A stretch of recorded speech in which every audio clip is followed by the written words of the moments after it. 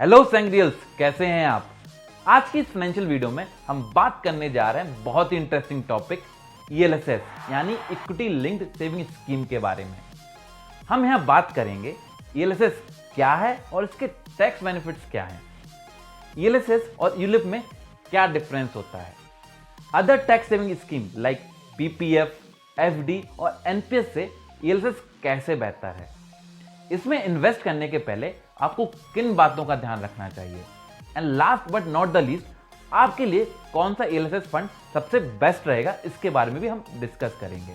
तो सेंग्रियल्स, अगर आपने अपने चैनल को अभी तक सब्सक्राइब नहीं किया है तो तुरंत कर लें and just sit back and relax and चलिए स्टार्ट करते हैं ये ईएलएसएस की जर्नी। बने रहिए मेरे साथ यानी मनीकांत के साथ वीडियो के अंत तक।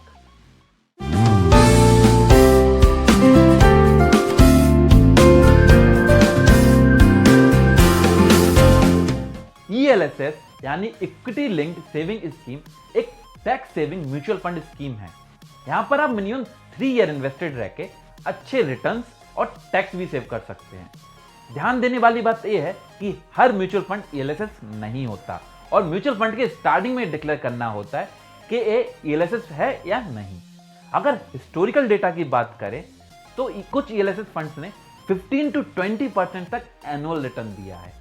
इसमें आपका पैसा इक्विटी यानी शेयर मार्केट में इन्वेस्ट होता है, लेकिन तब भी ईएलएसएस एक मॉडरेट रिस्क इन्वेस्टमेंट है बिकॉज फंड मैनेजर काफी एनालिसिस करने के बाद आपका पैसा डिफरेंट स्टॉक्स में इन्वेस्ट करता है, तो आपके प्रॉफिट होने के चांसेस बहुत हाई होते हैं। अगर टैक्स सेविंग की बात करें तो अगेन सेक्शन 80C के अंडर में आपको 1.5 लाख तक टैक्स रिलैक्सेशन मिलता है और मिनिमम 500 रुपीज से आप इन्वेस्टमेंट स्टार्ट कर सकते हैं। सबसे अच्छी बात, 1 लाख रुपए एनुअल रिटर्न आने पर भी आपको कोई टैक्स नहीं देना होता और 1 लाख से ऊपर एनुअल रिटर्न पे आपको 10% long term capital gain tax देना पड़ेगा। अब बात करते हैं यूलिप और ईएलएसएस में डिफरेंस की। ईएलएसएस एक प्योरली इन्वेस्टमेंट प्लान है जहां आपका पैसा डायरेक्टली इक्विटी में इन्वेस्ट होता है, जबकि यूलिप यानी यूनिट लिंक इंश्योरेंस प्लान एक इंश्योरेंस प्लस इन्वेस्टमेंट प्लान है जहां पर जनरली आपके एनुअल पेमेंट का 10 टाइम तक आपको लाइफ कवर मिलता है। अगर लॉक इन पीरियड की बात करें तो ईएलएसएस में मिनिमम आपको 3 ईयर इन्वेस्टेड रहना होता है, जबकि यूलिप में आपका लॉक इन पीरियड होता है मिनिमम 5 ईयर का। और रिटर्न्स की बात करें तो ईएलएसएस के रिटर्न्स यूलिप के कंपैरिजन में ज्यादा होते हैं बिकॉज यूलिप में कुछ पैसा आपका इंश्योरेंस के लिए डिडक्ट हो जाता है। ईएलएसएस में 1 लाख के ऊपर अगर आपको रिटर्न होते हैं एनुअली तो आपको 10% लॉन्ग टर्म कैपिटल गेन देना होता है और as per the current update ULIP में अगर आप 2.5 लाख रुपए से ज्यादा एनुअली इन्वेस्ट करते हैं तो आपको 10% मैच्योरिटी पे टैक्स देना पड़ेगा। तो अगर ओवरऑल एक मिडिल क्लास पर्सन के इन्वेस्टमेंट की बात करें तो ईएलएसएस बेहतर ऑप्शन लगता है। अब बात करते हैं सबसे इंटरेस्टिंग पॉइंट की, क्या ईएलएसएस एफडी और पीपीएफ से बेहतर है? चलिए समझते हैं। ईएलएसएस का लॉक इन पीरियड होता है केवल 3 ईयर्स, जो बाकी सारी टैक्स सेविंग में सबसे कम होता है, जबकि एक टैक्स सेविंग एफडी का लॉक इन पीरियड है मिनिमम 5 इयर्स एंड पीपीएफ का मिनिमम लॉक इन पीरियड होता है 15 इयर्स। अगर रिस्क की बात करें तो ईएलएसएस एक मॉडरेट रिस्क इन्वेस्टमेंट है, जबकि एफडी और पीपीएफ लो रिस्क इन्वेस्टमेंट। लेकिन सबसे इंपॉर्टेंट पॉइंट, रिटर्न्स। अगर ईएलएसएस के हिस्टोरिकल डेटा से देखें तो on an average 13% annual return दिया है, जबकि एफडी में रिटर्न होता है 6 to 7% ओनली एंड पीपीएफ में एफडी से थोड़ा सा ज्यादा and as per current rate 7.1% return. अगर टैक्स सेविंग की बात करें तो जैसा कि हम पहले भी डिस्कस कर चुके हैं कि ईएलएसएस में 1 लाख रुपए तक या उससे कम रिटर्न होने पे आपको कोई टैक्स नहीं देना होता एंड जनरली इससे ज्यादा आपको रिटर्न मिलते भी नहीं है अगर आप मैक्सिमम 1.5 लाख रुपए तक ही उसमें इन्वेस्ट करेंगे।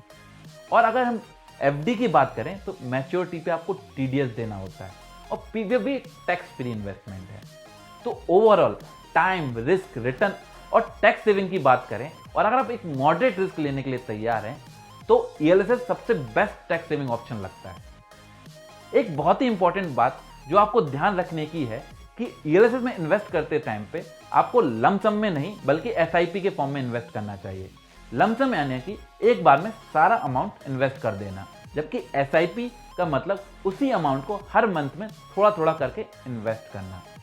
मैं आपको SIP के फॉर्म में इन्वेस्ट करने के लिए इसलिए बोल रहा हूँ बिकॉज मार्केट कभी एक सा नहीं रहता और वॉलेटिलिटी बनी रहती है। और मान लीजिए जब मार्केट ऑलरेडी बुल है, यानी कि प्राइस ऑलरेडी काफी हाई है और उस समय आपने लमसम अमाउंट इन्वेस्ट कर दिया एंड ओवर द पीरियड अगर प्राइस कम हो जाते हैं तो आपको काफी बड़ा लॉस सफर करना पड़ सकता है। जबकि अगर आप SIP करेंगे और मंथली इन्वेस्ट करते रहेंगे तो मार्केट के उतार चढ़ाव को आप एवरेज आउट कर देंगे और आपको एक एवरेज रिटर्न भी मिलेगा और आपको लॉस होने के चांसेस भी बहुत कम है। काफी लोग मेरी इस बात से डिसएग्री भी कर सकते हैं, बट ये मेरा खुद का पर्सनल व्यू और ओपिनियन है। तो आप इन्वेस्ट करने के पहले अपनी आंखें और कान दोनों खुले रखें।